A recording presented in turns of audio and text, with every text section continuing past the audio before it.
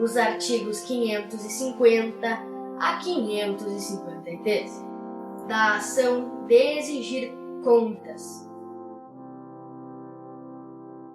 Em que consiste a ação de exigir contas? Na ação de exigir contas, o autor, afirmando o seu direito de exigir contas, requer a citação do réu para que as preste ou ofereça contestação no prazo de 15 dias. Na petição inicial, o autor precisa explicar detalhadamente as razões pelas quais exige as contas e instruí-la com os documentos comprobatórios dessa necessidade. O que ocorre se o réu contesta o pedido, negando o dever de prestar contas? Nesse caso, numa primeira fase, procede-se à instrução do processo para uma decisão sobre o dever ou não de prestar contas. Se afirma o dever de prestar contas, o juiz condena o réu a prestá-las no prazo de 15 dias, sob pena de não poder impugnar as apresentadas pelo autor. O que ocorre se o réu não contesta o pedido, nem apresenta as contas? Nesse caso, há revelia, presumindo-se verdadeiras as alegações do autor. O juiz profere sentença, condenando o réu a prestar as contas no prazo de 15 dias, sob pena de não poder impugnar as apresentadas pelo autor. Cabe recurso dessa decisão? Trata-se aí de decisão interlocutória de mérito, motivo por que cabe agravo, com fundamento no artigo 1015, inciso 2º. O que ocorre se o réu presta as contas no prazo que lhe foi assinado? Verificando que as contas foram apresentadas pelo réu na forma adequada, com especificação das receitas e das despesas, o juiz determina a intimação do autor para se manifestar no prazo de 15 dias. Se ele concorda com as contas apresentadas, o processo atingiu o seu objetivo, pelo reconhecimento da procedência do pedido, motivo por que o réu é condenado nas custas e em honorários.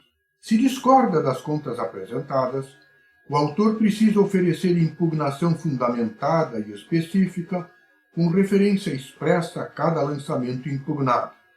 A seguir, intima-se o réu para apresentar documentos justificativos dos lançamentos impugnados.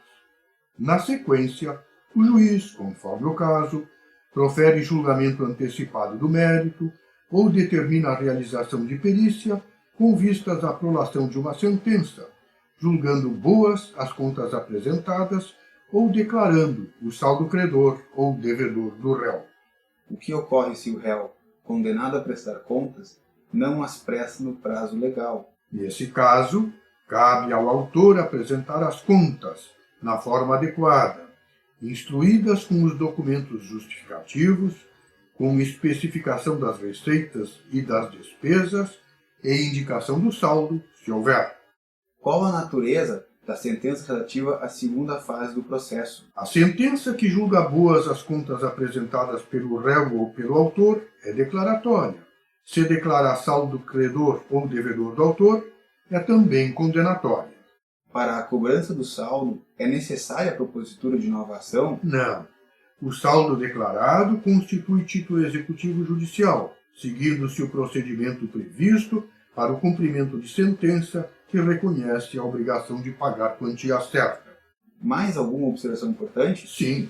Se o condenado for inventariante, curador, depositário ou administrador, a falta de pagamento autoriza o juiz a destituí-lo, sequestrar os bens sob sua guarda, glosar o prêmio ou a gratificação a que teria direito e determinar as medidas executivas necessárias à recomposição do prejuízo.